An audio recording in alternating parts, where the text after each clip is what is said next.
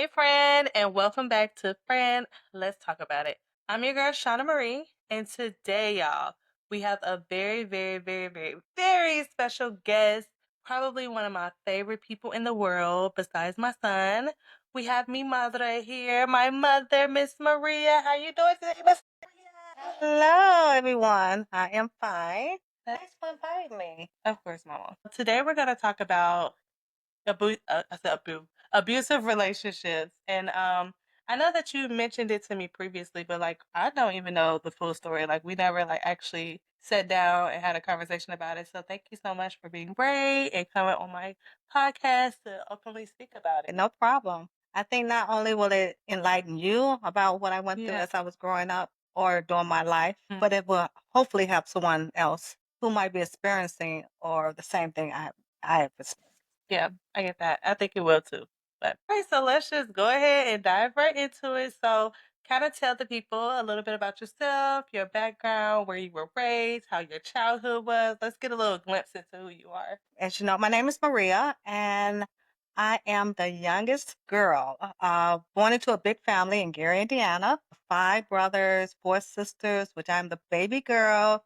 I have a younger brother who's 5 years younger than I am. Mother and father, they were together. My father was a good worker, worked in the steel mill. My mom, a homemaker. So we had a good childhood, but during those times, there was some turbulence in our home, Okay. tumultuous things that happened where I did see some abuse. I did see some things that a child shouldn't have seen growing up, where we had to move numerous of times because of it. So then, Do you mind expressing like what forms of abuse did you witness? Like, was this physical abuse? Was this emotional abuse? Like, what type of abuse was it?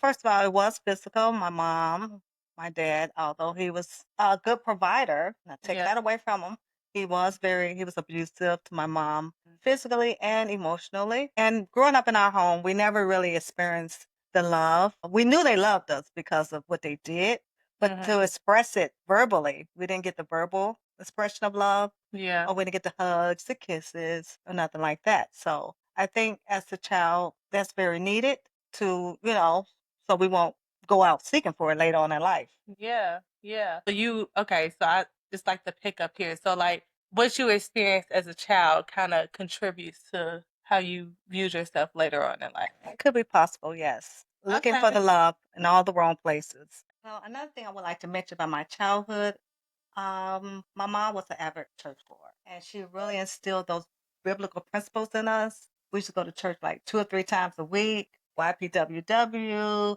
Why does that sound familiar? Did we used to have that at our church? yes, What's YPW stand people for? willing workers. Okay. We Sunday school, choir rehearsal, just night service, day service. We were really into the church. Okay. And when my mom left my dad, she was doing all this, but later on she left because of all the problems she was experiencing with him. I was around, let's say about 12 years old, 12, 13, where we moved around a lot, but we still were, integrated in the church. So I remember at about 13, 14, junior high school, I really wanted to serve God. That was my deepest desire, and I didn't want to do anything that make me fall out of the will of Him or make me just disappoint Him. I had a great childhood. Okay. Well, that's good. Okay. So, I know that, so my mom, she has 3 children. I am the baby girl, just like her, so we can relate on that. I have 2 older brothers, and we do have separate fathers. So they have a dad, I have a dad. And I know that what you're talking about today mostly involves like their father, but I myself witnessed some with my own father as well, with you as well. But if you want to, we can talk about that, but let's go ahead and talk about their dad because I don't really know much about their father and how you all met and how that came about. Well, I met him one day. I was talking to my girlfriend, and she happened to, say, "This guy want to talk to you." And it was a friend of her brother. And prior to that, I had written a letter to God Okay. expressing what I was looking for to make because I wanted to have that stability. I wanted to just have that one partner in my life who I can, you know, not do all the other stuff that you're big and bad enough to do, and which I have done, Mhm. but I wanted to do right by God. So I just needed that stability. So I wrote a letter to God expressing I want the type of man I wanted him to bring me. and all that, who loved him, who loves me, and all that.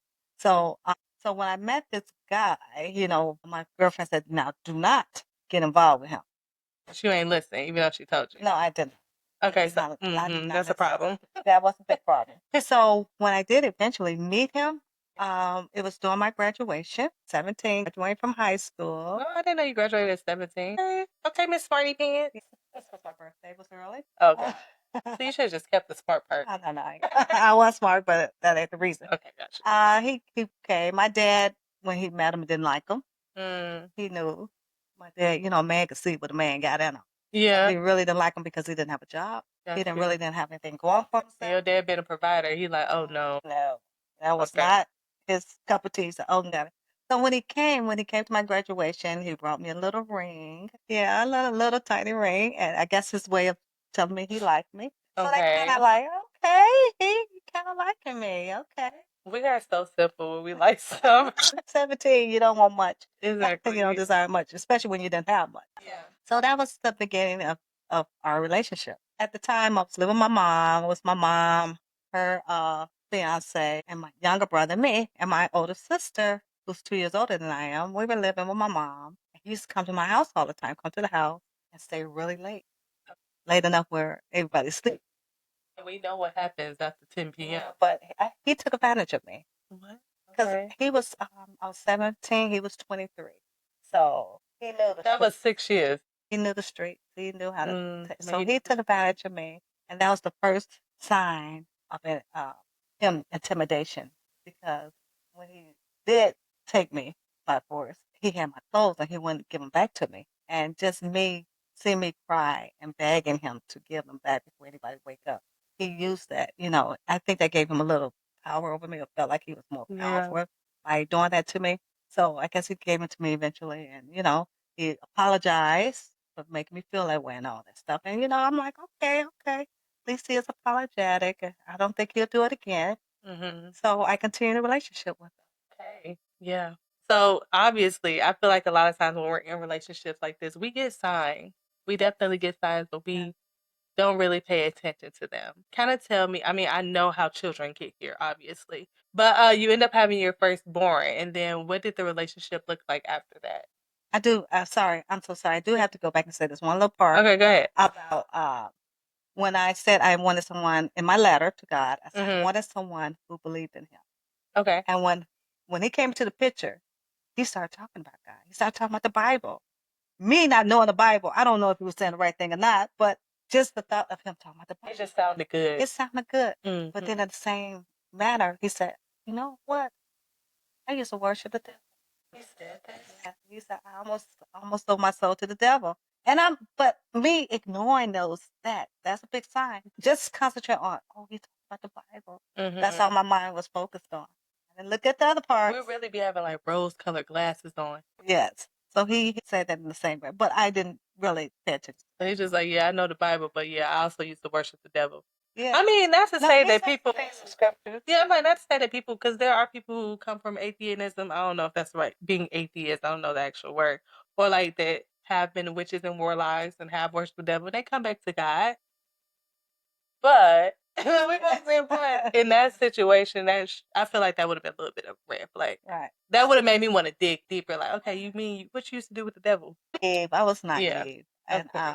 I didn't think none of that. I'm thinking about the point that he said a little couple of scriptures. And you wrote that in your letter. So Yes, a lot. I did. So if you like, okay, I talked to Yes. God about this, and then He's showing me these things that I talked to God about. Right. But Right. we forget that the enemy knows as well. Exactly. So I ignored all that. So I remember we continued to date from that time on. Yeah. And on November, around Thanksgiving, I remember it vividly Vividly. when I conceived. That's the Mm-hmm. month I conceived my first child. Okay.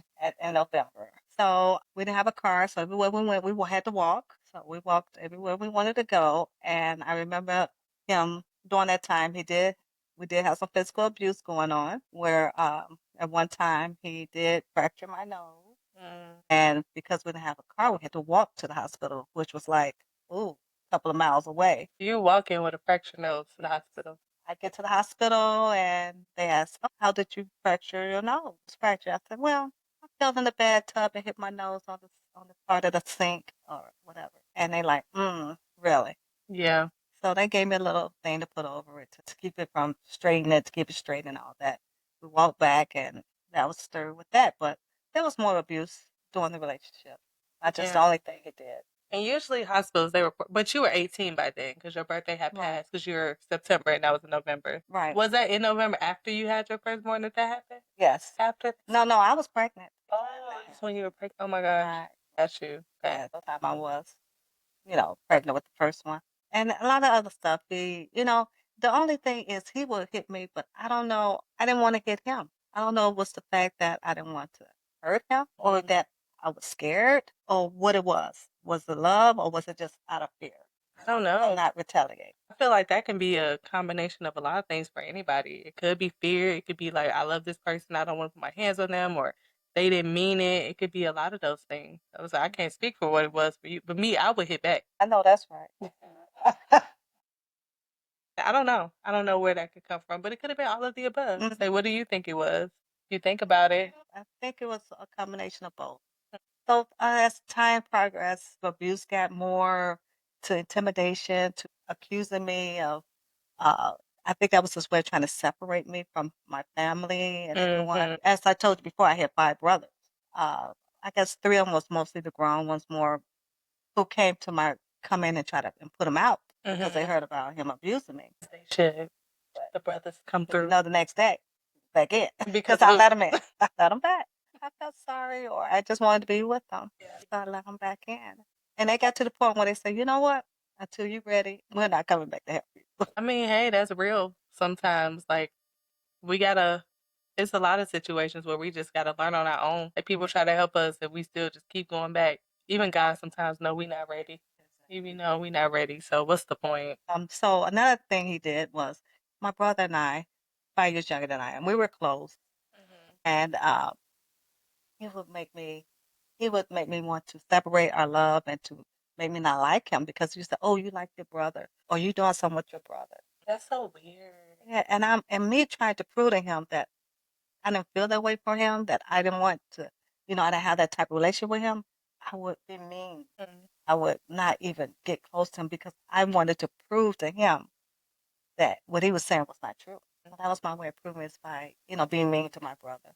And that's crazy. Like I'm no therapist or doctor or anything, but that sounds like a narcissist. And usually that's the first thing that they try to do as a manipulation tactic is to separate you and Right. isolate you from everybody so they can have you to themselves and they can do whatever, say whatever that they want to you because they know that you've separated yourself from all these people so nobody can be in the midst of it. Right. And all that would happen as we moved on through life.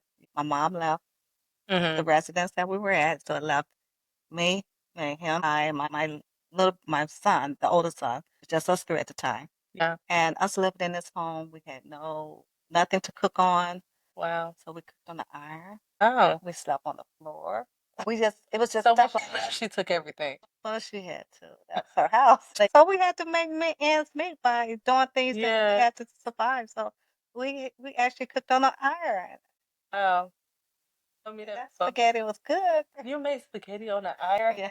That's creativity. That one. So like how did That's you survival. I know, but like how did because you know the iron got the Yeah. We had to put inside a pot. Ah. And we put whatever pot on that and we just let it get real hot and the water kind of like boiling and stuff. Girl, y'all creative. That's good. No, for real, that is so good. I would have never thought. I ain't got no survival instincts. A lot of times, he'd get thrown out because he was living with his mom. Mm-hmm. And when he get thrown out of the house, he'd come over there. And then what I would do is, I was trying to be slick, and I was. He'd stay at late at night till the morning. I let him out outside, let him out the front door.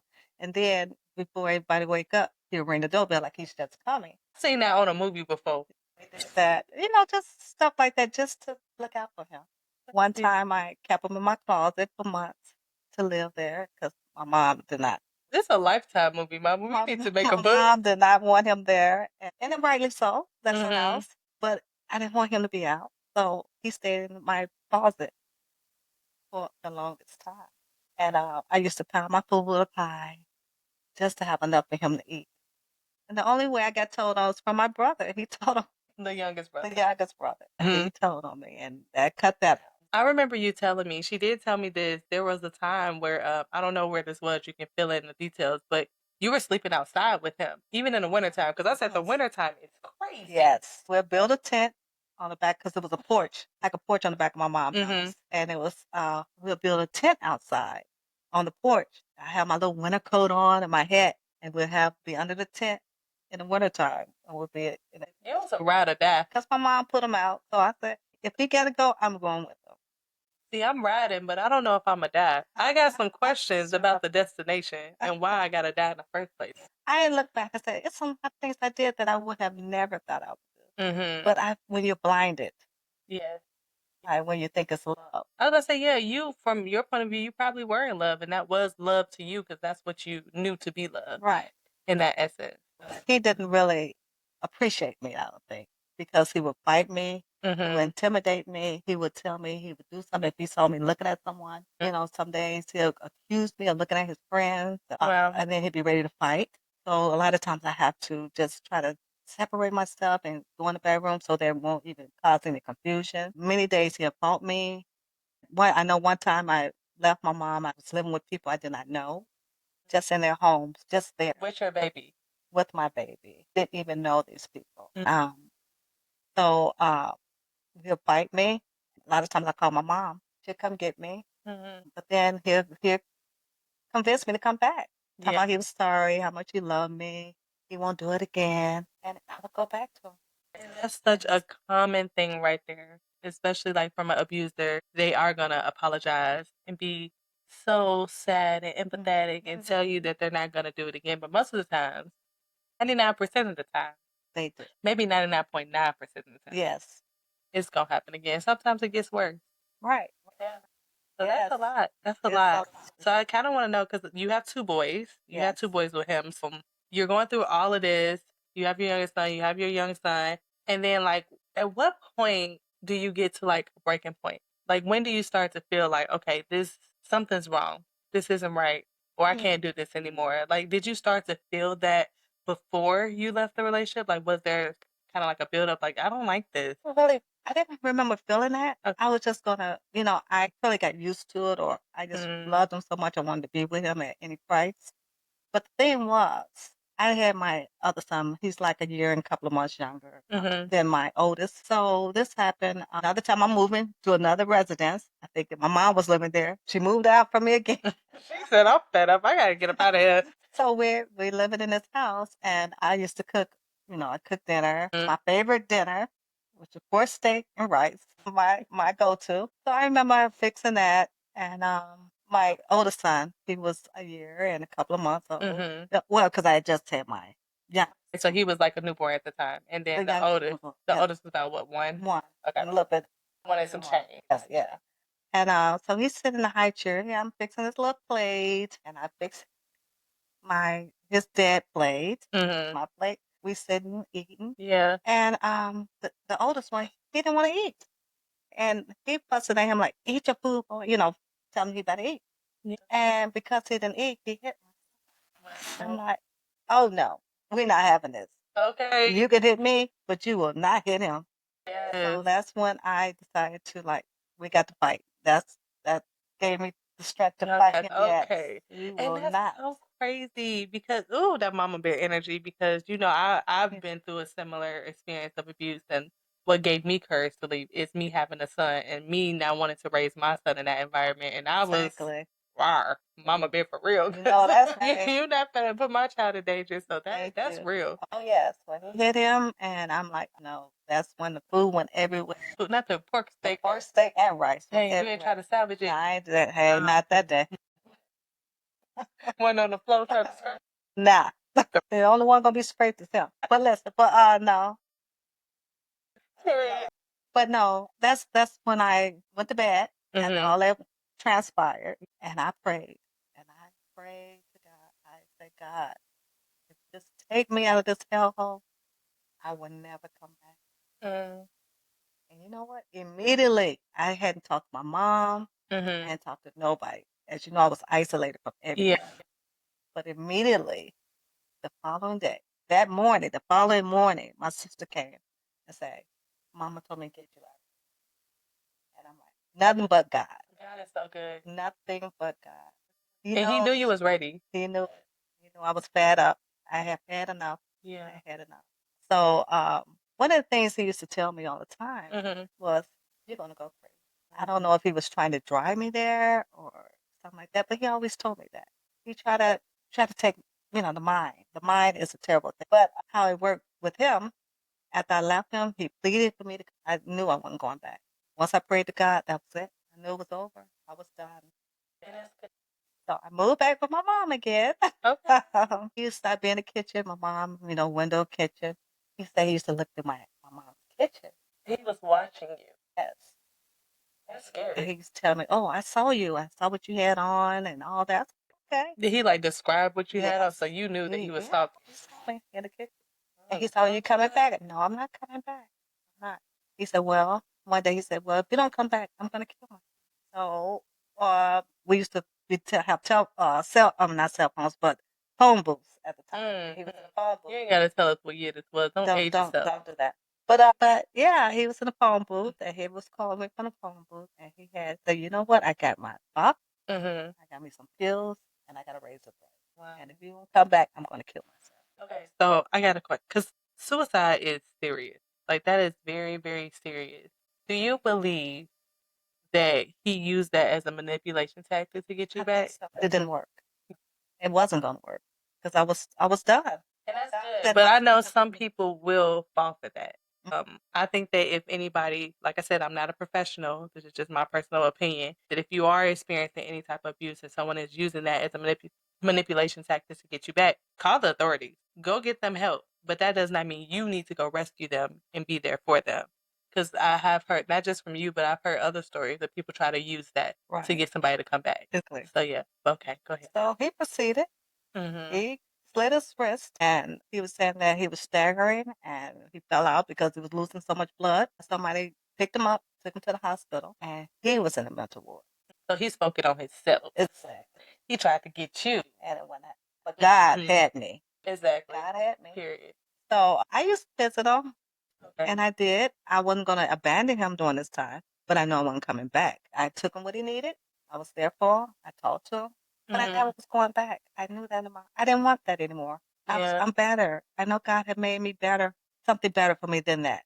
Yeah. So I was not going to do that anymore. So when it was time for him to be released, his counselor said, "Well, he's going to be released on such and such a day." He said, "So what you going to do? Are you going to take him back?" I told the counselor, I said, "I will give him whatever he needs, but I'm not taking him back." Yeah. I know that's right. So from that time on, he went his way. After he got out, I went my way. And that's my story when it comes to that I will not be subjected to that. That is so powerful, and it speaks to your strength because even after all of that, you were still there for him. And I Yes. know for some people that is dangerous. So Yes. there's this thing. I don't know if it's a new age thing or if you ever heard of this. Of course, you'll just say you're not speaking to somebody, but they have a thing like when it comes to abuse or narcissistic abuse or someone who manipulates you, they suggest that people go no contact. Like Right. no matter what that person is going through, you just shut yourself out of it Right. and remove yourself, which I think is 100% healthy, especially if that I person. agree. But I agree. I just think that's very admirable on your part that you worth it, but you still had that in you where it's just like, I'm not going back. Right. I'm saying, Right. because I know me personally, I didn't have that strength in my situation. I did Right. end up going back. Okay. So it's just like, that's good. Yeah. So you were still able to be there and just I was there. not fall back into it. Yes, so I just believe that we don't have to be subjected.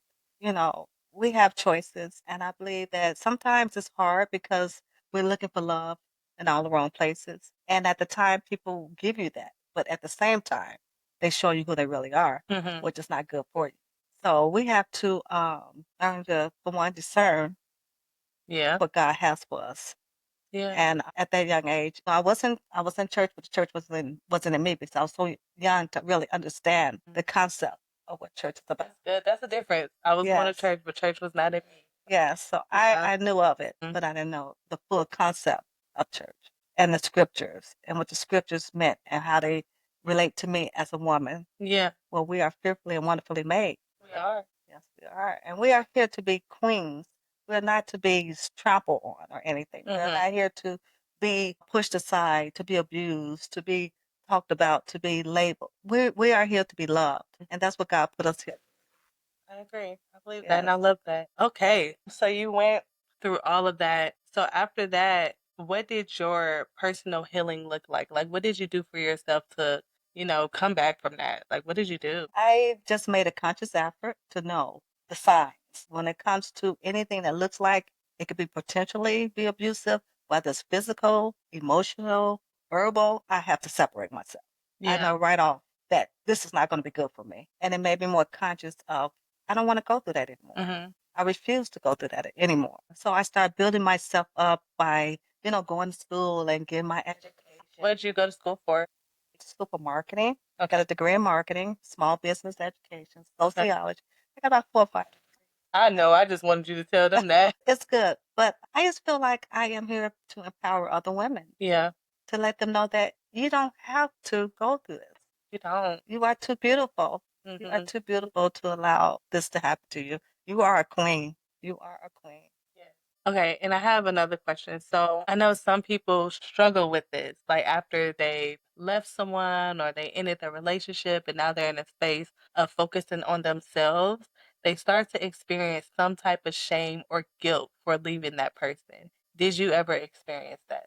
Never. I didn't feel any shame because this has been a learning experience. Okay. This has educated me. And I won't let it shame me because I know everything happens for a reason. And my reason is to empower other women and Mm-hmm. to educate them. And it really helps me to see better, to know what's best. Because if I didn't ever go through this, how would I know what's good for you, what's That's not true. good for you? That is true. So I'm not ashamed.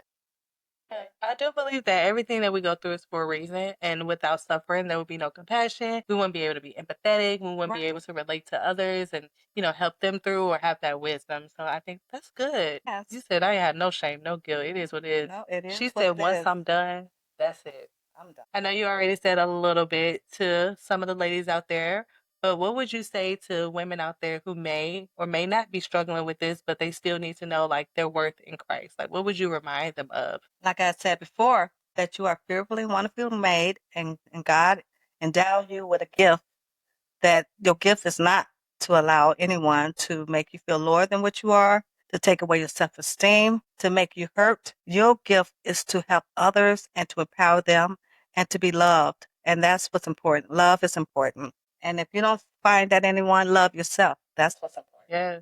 And learn to fall in love with Jesus. Learn to fall in love with Jesus. And I feel like fall in love with Jesus, you'll start to love yourself and you'll start to view yourself how God sees you. And that is one of the most beautiful Amen. things you can do. So, yeah. So, just after this conversation, there's a root of reflection I want you all to sit with. Just two quick questions. So, the first one is, where have you accepted less than what God has spoken over your life? And then also, what would it look like for you to believe Him about your worth again? So that's some of the things that we just talked about what she went through. But the scripture I want you all to remember is Proverbs 3 and 15. She is more precious than jewels, and nothing you desire can compare to her. Thank you so much, Ma. I really appreciate you coming on here and sharing your story. Like, I'm pretty sure there are so many people, including myself, that has gone through something like this. And I think it is so important for us to know our worth and our value in God alone before anything else because whew, it can be a lot. So I just really appreciate you coming on here and sharing your story with us. So thank you. Thank you for inviting me. And I just want to be able to help someone out there. If I can help 1 or 2 people, I've done my job. That's Yes. the purpose. Period. Amen. I love that. Yes. But all right, y'all. I will see y'all again next week. Thank you so much for joining. Until then, stay rooted, stay real, and stay close to Him. Bye, y'all.